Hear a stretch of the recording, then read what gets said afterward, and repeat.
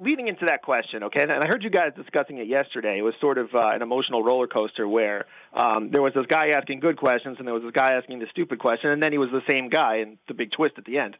But that question, you actually, and most clips do, cut out the first part. The way I started that question was I asked him if he had ever named a Week 5 starter during the month of July, okay, because the context surrounding this question is that for the last 15 years, the Patriots have told us that every job is up for grabs, that your past performance is irrelevant, and the person that plays better is going to start. And to some degree, when Jimmy Garoppolo plays 4 games, he's not filling in. He's auditioning. So I wanted to get something on the record beyond what Bill had said in the preamble to his press conference 2 days before, which was that Tom would take over. Okay, Tom is coming back. Is that unconditional? If Jimmy has an extraordinary couple of games, is the position under review? Well, as it turns out, that's a pretty relevant question right now. And I think Bill's probably happier to have had something like what he has now on the record in July, as opposed to having to answer that question when Tom comes back, because, believe me, he would have.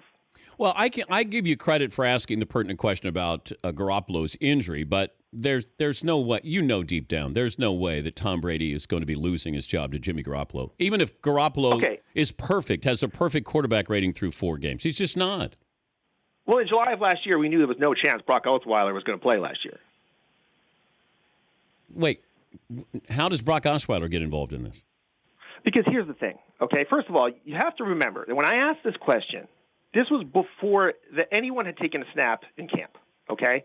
Or at least when Bill said it, it was the day before anyone had taken a snap in camp. He hadn't been evaluated yet. And Tom Brady's 39 years old. Now, look, he'll probably play till he's 50, okay? But when it goes for him, just like for everybody else, it will go quickly. He will be a Hall of Famer one day, and then one day he won't be, okay? And then we're going to have an issue that this kind of discussion arises out of. And again, Bill Belichick has told us for a decade and a half that every job is under review. So yes, when he's changing that policy and assigning someone a Week 5 job, even if it is Tom Brady, I'm gonna be curious and say, wait a minute, this isn't how you've done things since you got here. Why is it different now? Yeah, but and if the answer is because Tom Brady's great, fine. But I just want to know the answer. But Brady is not injured. He didn't have a devastating injury. He didn't struggle. Peyton Manning struggled. Peyton Manning didn't deserve to be out there. He opened the door for Brock Osweiler. No, Brady didn't do anything like that. I understand what you're saying. Yeah, it's different. It's completely different, Dave. You could question the Broncos about Peyton Manning and Brock Osweiler. Wait a minute. Not Tom Brady. You're evaluating something that hadn't happened yet with Brady. We didn't know what Brady was going to be in camp, and that's what I was getting at. Okay, what if Jimmy had a better camp than Tom, and then went out and played well?